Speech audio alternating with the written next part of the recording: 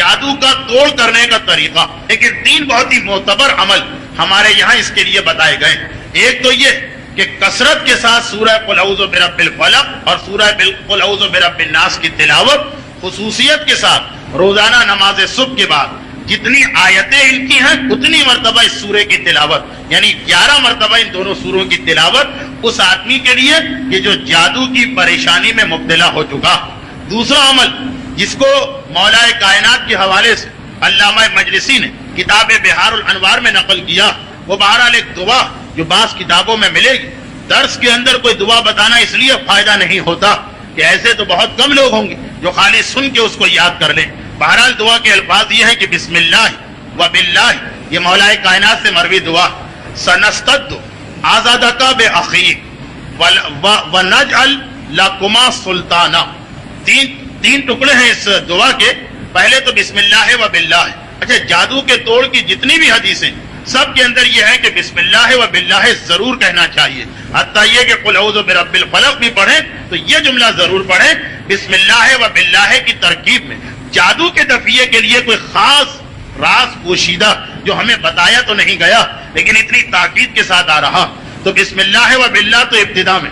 اس کے بعد پھر 3 جملے سنستد آزادو کا بے عقی کا ونجعل لکما سلطانا فلا یصلون الیکما وانتما ومن اتبعکما الغالبون.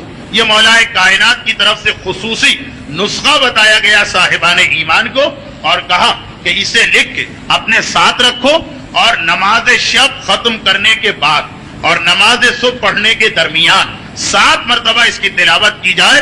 جب کبھی ایسے آثار نظر آنے لگے کہ جیسے کسی نے جادو کیا، یعنی ان 2 نمازوں کے بیچ نماز شب ختم ہو جائے، نماز صبح شروع ہونے والی، اس کے بیچ میں جو وقت ملتا اس میں 7 مرتبہ اس عرصے میں جب تک کہ جادو کے آثار نظر آ رہے ہیں اس دعا کی تلاوت کرنا. اور آخری نسخہ تو وہ کہ بہرحال یہ تو مجربات میں سے ہے کہ جس نے صحیح شرائط کے ساتھ اس کی پابندی کی، جو 8ویں امام کی حدیث ہے، اس نے اپنے آپ کو جادو سے بچا لیا.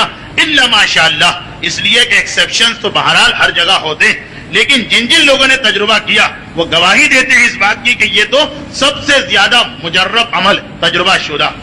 جو 8ویں امام سے مروی ہے، ہمارے یہاں اس کا رواج بھی کہ ہرن کی کھال پر، اس میں خصوصی زور ہے ہرن کی کھال پر، ہرن کی کھال کے اوپر قرآن کی ان 3 آیتوں کو لکھنا اور اس سے پہلے 3 جملوں کو لکھنا، یعنی کل 6 جملے ہو گئے جنہیں ہرن کی کھال پہ لکھ کے اپنے سیدھے ہاتھ پہ باندھا جائے. جادو ہے تو ٹوٹے گا، نہیں ہے تو ہو نہیں پائے گا. بسم اللہ و باللہ، وہ تو آپ نے سنا کہ جادو کے ہر عمل سے پہلے پڑھنا لازم. بسم اللہ و باللہ نمبر 1. اس کے بعد بسم اللہ ما شاء اللہ نمبر 2. اور نمبر 3 بسم اللہ ولا حول ولا قوت الا باللہ.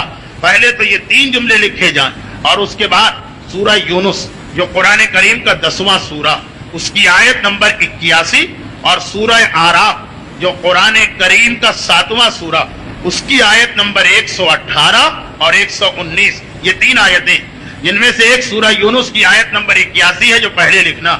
اگرچہ قرآن کی ترتیب میں وہ بعد میں سورہ یونس 10واں سورہ، مگر اسے پہلے لکھنا. یہ وہی آیت ہے جو حضرت موسیٰ کا جملہ وقال موسیٰ ما جئتم بالسحرہ، کہ اے جادوگر جو تم لوگ لے کے آئے ہو، ان اللہ سیبطلہ، اللہ ان قریب اس کو باطل کر دے گا. یہ آیت ہے پوری سورہ یونس کی آیت نمبر 81.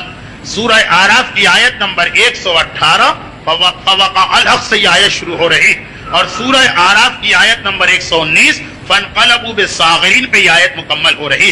یہ تو بہرحال میرا اپنا بھی تجربہ، اور جس مومن کو یہ بات بتائی گئی اگر اس نے اس کی پابندی کی، کیونکہ ہرن کی کھال کم ملتی اور زیادہ تر بکرے کی کھال کو ہرن کی کھال ظاہر کر کے فروخت کر دیا جاتا، تو وہ تو اگر دوا کے نسخے میں کمی رہ جائے گی تو اثرات میں کمی ہوگی.